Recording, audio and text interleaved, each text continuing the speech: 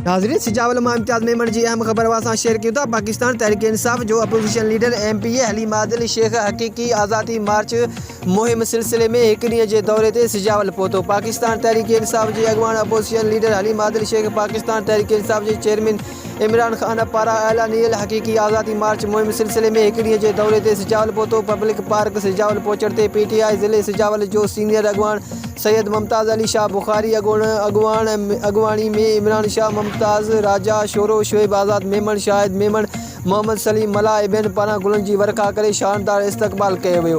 हलीम आदिल शेख ऐं उन सां गॾु आयल हाजी अमीनुल्लाह मूसा खेल ऐं डॉक्टर मसरूर सियाल खे अजरकनि ऐं लुंगियुनि जा तोहफ़ा पेश कया विया। सैयद मुमताज़ अली शाह बुखारी पारां हलीम आदिल शेख खे सिंध जी सक़ाफ़त पटको बदिरायो वियो। उन मौक़े ते हलीम आदिल शेख अवाम खे ख़िताब कंदे चयो त असांजे क़ाइद पाकिस्तान तहरीक इंसाफ़ चेयरमैन इमरान ख़ान ते पूरी साज़िश जे तहत शहीद करण जी कोशिश कई वई, पर अल्लाह पाक जे करम सां हिन जी जान बची वई। हाणे हू उन खां बि वधीक जोश ऐं जज़्बे सां हक़ीक़ी आज़ादी मार्च में इस्लामाबाद ॾांहुं रवां तवां आहे। ऐं सिंध जे अवाम खे बि दावत थो ॾियां त अचो इमरान ख़ान जो साथ ॾियो, हक़ीक़ी लॉन्ग मार्च में शामिल थियो त जीअं हिन मुल्क में इमरान ख़ान जी हुकूमत हुजे, सिंध खे बि चोरनि ऐं धाड़ियुनि खे आज़ादु करायूं।